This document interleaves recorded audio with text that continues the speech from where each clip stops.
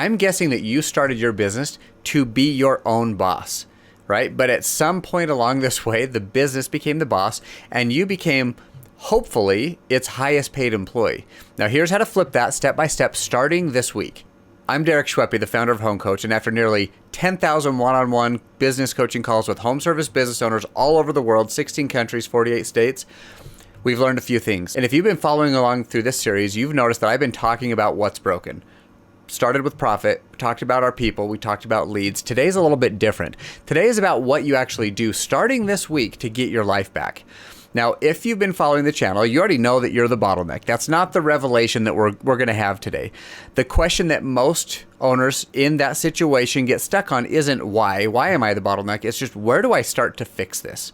Right? And every owner who's tried to step back has hit the exact same wall. It is a tale as old as time. Hand something off, give it to somebody, it goes poorly, you take it back, and then you repeat. And then you conclude that, you know what, nobody can do it as well as I can do it. And that's not the truth. But that's just what happens when you start in the wrong place. Now, most owners start in the wrong place because they try to delegate that thing that overwhelms them the most, which is usually the thing that they're bad at most of the time, right? And if you can't do it yourself, it's super hard to hold somebody else accountable when they do it wrong, because you don't know what good or bad or right or wrong actually looks like, right? So this handoff fails, and then you, the owner, you take it back, and then the story becomes, right? You know, I've tried delegating, and it just doesn't work for me. Doesn't work for my business or my industry. But what actually happened is they skipped the step that makes delegation work. And the step is knowing exactly where your time goes. So you can't step back from something that you don't have clear optics on. And most owners think they know where their time goes. But when I have them actually prove it and they track it, they realize how far off they are. Let's look at this time audit report, right? This is a simple tool. And what I do is I have clients track this every single day for at least 1 week. There's 6 categories: fieldwork, operations, sales, admin, leadership, and growth. And at the end of that week, you'll see a broad picture of where you are actually spending your time, what you are actually doing, not what you thought you were doing. And I guarantee it's going to be off. Right now in your mind, you're like, you know what, I spend my time doing this, and you're going to get this back, and it's going to be shocking. So I'll tell you a personal story. It's not related to this exact tool, except I have done this. It's great. I have a lot of coaches. One of my coaches is a personal trainer and a nutritionist. And as a result of some goals that I have, I track every bite of food that goes in my body. I have one of those little scales. I weigh all the food. I measure everything. I had 8 sweet tarts tonight. It's kind of stupid sometimes, but it works, right? Like, if there's anything you know about me, is data drives results. I'm data driven. So I was tracking my food, and I realized that I was tracking in ounces, not grams, which you wouldn't think would be a big deal. You'd think they'd be equivalent. And I don't know why this happened, but we found out that I was off on average 250 calories a day. I have a target of 1,800 calories a day, and I'm off 250. It's a pretty big chunk. That was nearly 1,800 calories a week, a full day's worth of extra calories that I wasn't planning for based on my goals. And as a result, once I dialed that in, I dropped 2% body fat in that next month versus the previous few months of like 0.5%. When you get into this, I think what you'll find is, what I see in most cases, is that you're spending 70 to 80% of your time doing field work or admin or stuff that you probably shouldn't be doing. Your important stuff, like your growth work, your deep work, your strategy, your lead gen, your vision, working on the business, is probably under 5%, oftentimes just 0. But now that you can see it, which means you can do something about it. Now, once you have the data, you can sort every task that you do into 4 different quadrants. We're going to break it down, but you're going to ask yourself 2 questions, right? And those questions are, how much desire and energy do I have for this? Do you have for this? High or low? Do I love this thing or do I hate this thing, right? And then how high is your or my skill level in that area? High or low? Pretty straightforward. So these are your 4 quadrants, right? In the top left, we have quadrant 1s. These are things that you hate, but you know what? You're great at it. And spoiler alert, we start here always. This is quadrant 1, that's gold. Quadrant 2 on the right, these are things that you love and you're great at, right? Keep this. This is the stuff you like to do. This is protect this. This is your zone of genius. Bottom left is your quadrant 3. That's the stuff that you hate and you're bad at. That's oftentimes the stuff that gets delegated first, but do not start here. If you can't do it, you can't hold anybody accountable to doing it well. And then bottom right, quadrant 4, that's stuff you love, but you really need to learn more. And that's where you invest in yourself. You hire a coach, you join some masterminds, whatever it is. You can't delegate what you can't evaluate. So invest in yourself first there. You always start with quadrant 1. Right? The task that you hate, but you're already good at, probably because you've had to do them for the whole time. It feels counterintuitive, but the logic's airtight because you know how to do it well. You can write it all down step by step. You can hand it off and you can tell immediately when the person that you hand that off to isn't doing it well or correctly. Quadrant 1 tasks in most home service businesses are scheduling, dispatching, invoicing, follow-up, maybe client communication, some content reposting, basic bookkeeping.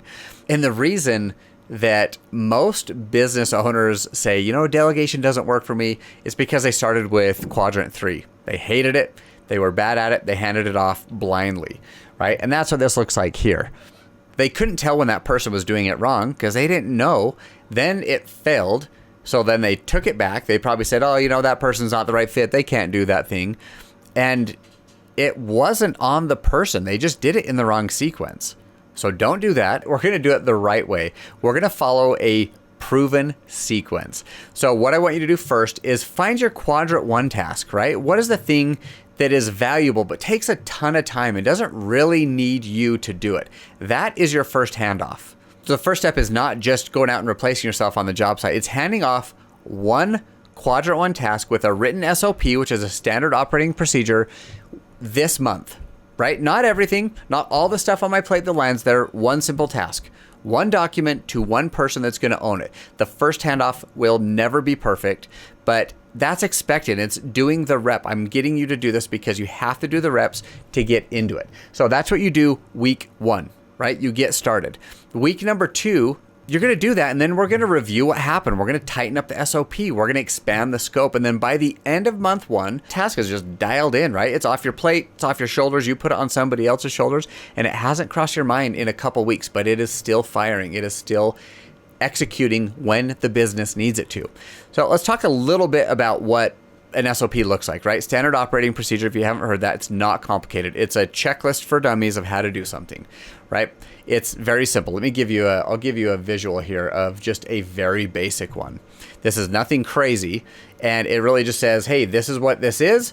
This is when you use it. This is who owns it. Here's the tools and the links. Here's a video walkthrough. Anytime it's a systems thing, like just do a Loom video, screen record and record your voice. You don't even need to be on camera, and walk through it step by step while you're doing that task.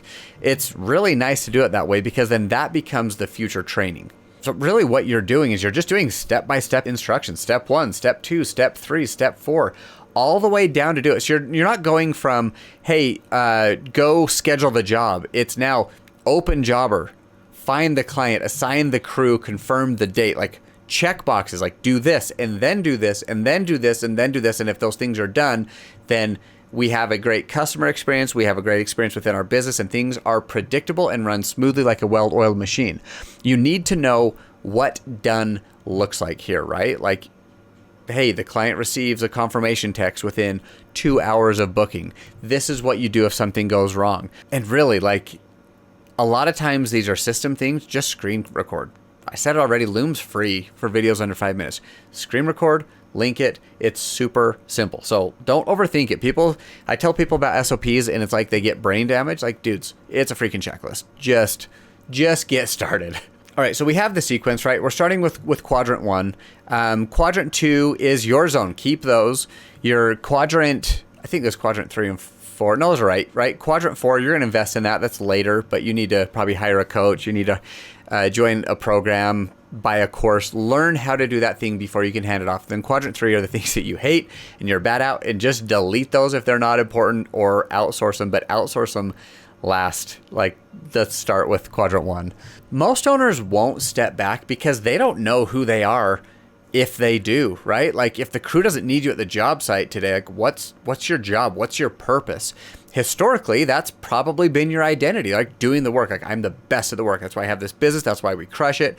So you have to reframe that and understand that your value now as a business owner is not in your ability to do the work. It is in your ability to cast the vision to ensure that your team has the clarity, the tools, and the resources to execute that at the level that it's expected by the business, by you, by your clients.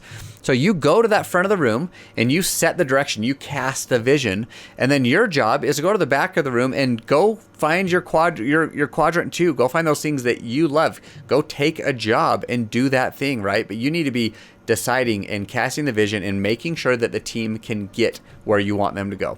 And when you own that new identity, handing things off stops feeling like this big loss and this big stressful thing like, oh, it's not going to work. It becomes really obvious.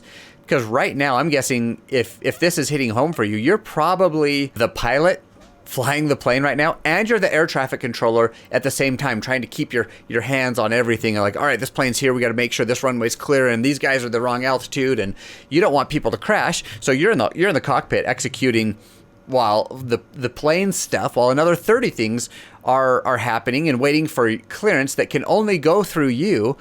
But the business needs you in the tower. The business needs you overseeing the full business and directing. And not because flying the plane and doing the service of your business isn't important, but because like nobody else is directing the traffic, right? You can't do both jobs well, so pick the one that only you can do. So let's talk about what the first 30 days is going to look like, right? Like, this is the only plan you really need to get started. Week number 1 is just run the time audit. Like, the link's going to be in the description. You don't have to give me your email. You don't have to do anything. Just take it. Just use it. I don't care. Like, give me credit if it changes your life, but just don't do anything. Just run the audit. Run it every day of the week for 5 days. If you're working weekends, 7 days, and track every single hour, all 6 categories. Week number 2, you're just pulling your data. Find those quadrant 1 tasks, the ones that you hate, but you're really good at, and pick the one that costs you the most time, right? Then week number 3, you're going to go through, you're going to write the SOP. You're going to write that checklist. You're going to hand it off to one person and let them handle it. And then week 4, follow up on how that handoff went the previous week. Tighten the screws on where the SOP needs more clarity. Ensure that the person has everything that they need to do to execute that at a high level. And that's it. 1 month, right? You're going to get one full task off your plate. And if things go sideways, just tighten up the SOP. Set better clarity and expectations and run it again. The goal at the end of this first 30 days is not a perfect system with everything off your plate. It's proof to yourself that it's possible, that you can do it. And then once you've done it once, guess what? You can keep doing it over and over and over and over until your business is systematized and optimized to run and be profitable without relying on you. So there's a next level to this, and it's designing your week so that the high value work actually gets protected, because right now it probably doesn't. You're probably getting hijacked by all the stuff that's on fire and screams the loudest. That's a whole other conversation. We'll get there in another video. But this isn't, maybe it is for you, I guess, but this isn't about absence, right? Like, when I say we help home service business owners build profitable businesses that don't rely on them, doesn't mean that they're just sitting on a beach somewhere. Knowing the majority of home service business owners, they would hate that, right? They love to work. They find value in that. But it's about choice. You have the freedom to show up when you want to do the work that only you can do, to do the work that you're passionate about. And when you're not there, guess what? Congratulations. The business doesn't stop. It keeps moving forward. Your team isn't waiting for your permission all the time. They have the systems and the guidelines to operate because you've built a business that can operate without your presence. And that is the difference between being a laborer with a business name on the truck and being a business owner.